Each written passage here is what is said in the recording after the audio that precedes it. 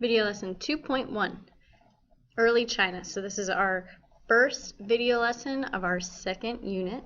So this is just going to kind of give you a background on how Chinese civilization began to develop and kind of put you in context with what we've already learned about. So to just quickly review, I'm going to run through the map that you should continue to study in preparation for your map quiz. So of course we have China right here in the center. Then the other large country here is India. We have Japan, Mongolia, Russia, Nepal, North Korea. So right here is the Korean peninsula. So we have North Korea. This is the top half of that peninsula. And South Korea, the southern half of that peninsula. Then because these countries in here are kind of tiny on your map, we're going to focus in on these countries in particular. So same thing. So right below China, the long skinny country on the coast is Vietnam. Then the round country is Cambodia. Laos is right settled into Vietnam. And then Thailand kind of has this tail. So if you want to come up with some form of mnemonic that you can kind of think of these four countries here, Myanmar is also on there. Burma has kind of the skinny tail like Thailand does as well. Then we have Malaysia. And then the Indonesia are the other islands around your map, and the Philippines. All right, so let's put our civilizations in context here with the timeline. So as we know, we start with our year 0 on our timeline, just like you start with the number line in math class. So anything that happened before the year 0, we refer to as BCE. So we're actually going to go way back to BCE. We are currently in CE, or the Common Era. So the reason that we start the year at 0 is that is the year of Jesus Christ's birth. So we have that as starting kind of our common timeline because those scholars believed in Jesus. But there are lots of different ways of tracking time around the world. So we have CE, which we use here. And BCE is any time before the Common Era, which is what BCE stands for. So we already learned about the Aztec and Inca, which began in about 1200 AD, and we learned that they were conquered by the Spanish around 1500 AD. So that's pretty recent relatively to where we're going to start with China. So we're going to go back all the way to 2200 BCE, which is what we learned about with the Mandate of Heaven in the Shang Dynasty. The Zhou Dynasty, and that ZH is pronounced almost like a J, that was around 1000 BCE. They lasted 800 years, so a very long time. So remember that a dynasty is not one ruler, because obviously a person does not live for 800 years. So that's 800 years of generations and generations and generations of the members of the family Zhou who were ruling for that time period. Then there's this period that we'll discuss today known as the Seven Warring States, and it is just what it sounds like, but it lasts for about 150 years. And then we have China unified under the Qin dynasty around 200 BCE. We're going to discuss more Chinese dynasties as we proceed throughout this unit, and we'll be more specific later on, but for today, this is what we're talking about. So we're actually talking about a period of 2,000 years. So if you think from Roman history or biblical times all the way up into today, that's about the amount of time that we're going to cover in this quick video lesson. All right, so just as we discussed in class today, civilization first develops in China, right here in this orangey area in this eastern coast in between these two rivers.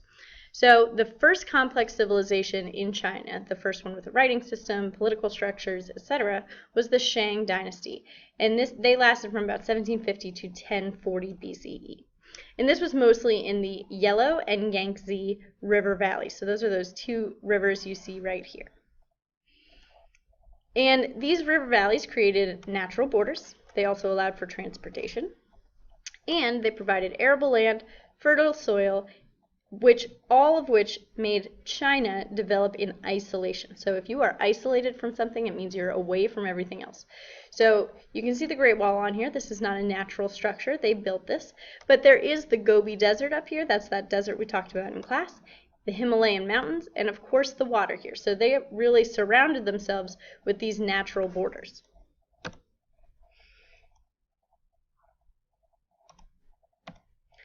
So the Shang dynasty invented writing in China, and they also used glyphs very similar to the Aztecs and the Maya. The emphasis, though, was on community versus individual. So they wanted to do everything for the common good.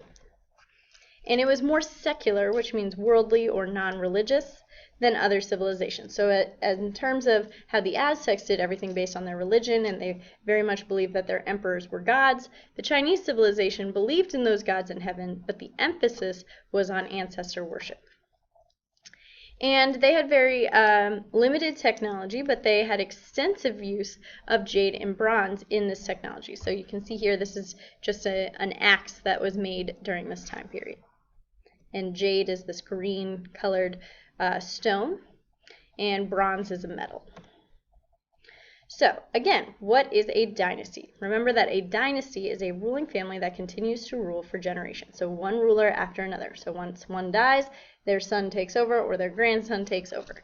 And the time period of their reign is named after the family. So if we're thinking about England, we call it the Windsor dynasty. So it's not just Queen Elizabeth or just her father. It is this whole chain of generations of that same family, and that whole time period they ruled is known as that dynasty. So if we're using a modern example, we might say that from 1992, when Bill Clinton was president, to if Hillary Clinton becomes president, we might say during the Clinton dynasty, because they are related, not by blood, but they are related of the same family, so they are ruling kind of in the same time period. And rule is hereditary. So this is a vocabulary word that I want you to know. So this means that rule is passed down through those generations. So in order to take power, you must be related to the previous ruler. So this builds on what you were trying to figure out with the mandate of heaven in class today. So as a new dynasty gains power, it restores that peace and order, and claims to have the mandate of heaven. They said, oh yeah, the gods, they totally gave me the mandate of heaven. They gave me the command to rule based on you wanting me to be that ruler. So this strong dynasty establishes peace and prosperity and is considered to have the mandate of heaven. However, in time, dynasties declines and become corrupt. So taxes might be raised to raise more money for the state, power grows weaker, then we might have some natural disasters such as floods, famines, which are periods of hunger, peasant revolts, and other invasions. Those sorts of disasters are taken by the people as a sign from the gods that this person is no longer fit to rule. So the old dynasty is then seen as having lost the mandate of heaven, and so all these people's rebellions is justified. If we are connecting this back to our mandate of heaven's source, then we see that the people are saying that by rebelling, they no longer accept or are content with that ruler. So they see heaven as having listened to them, and the old dynasty is overthrown through this rebellion and bloodshed, and a new dynasty emerges. And then we go up here, that new dynasty once again is claiming to have the mandate of heaven. They are saying, I have the approval of the people, I have the approval of the gods, I am fit to rule. So they restore that peace and order to the chaotic society, and the cycle continues once again.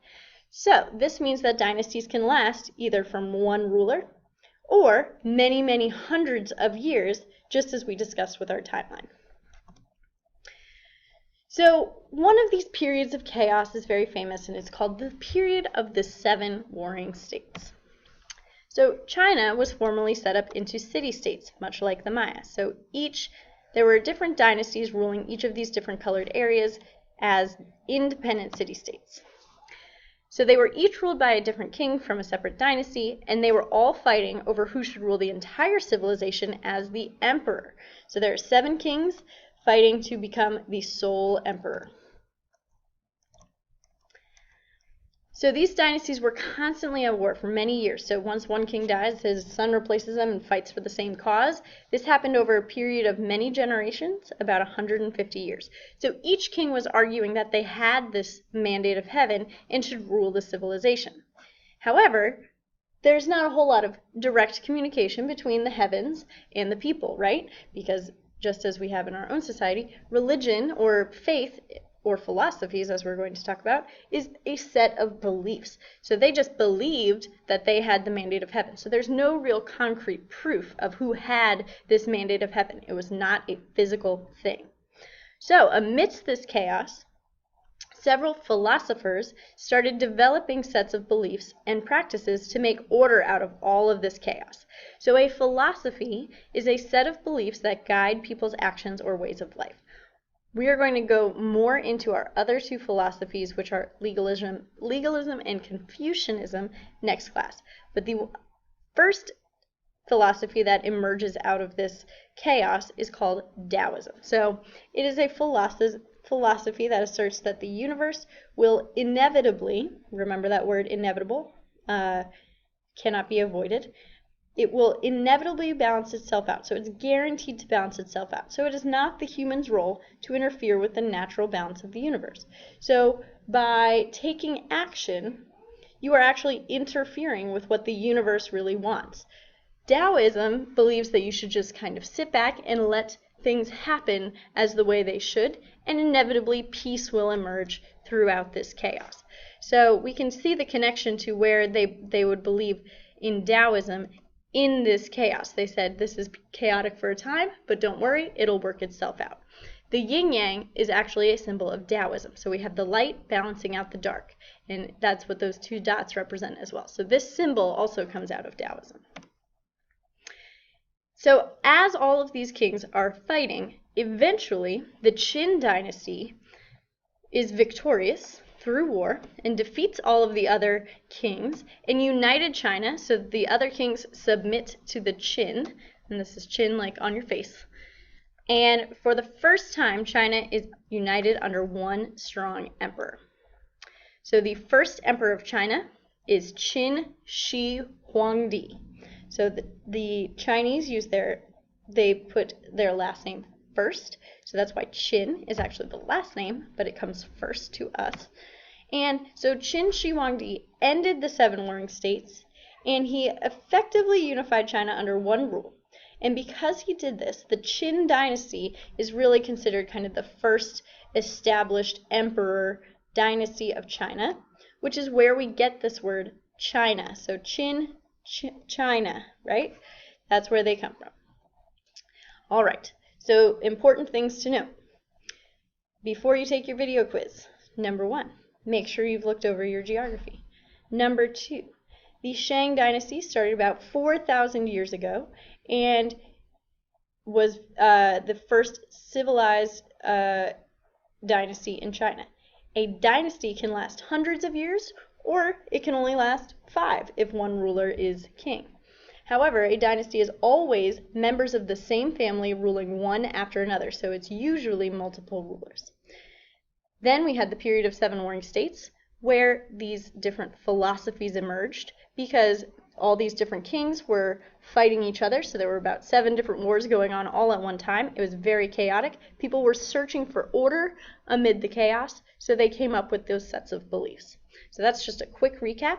Make sure you look over your notes and use them to take your quiz on Canvas when you're done.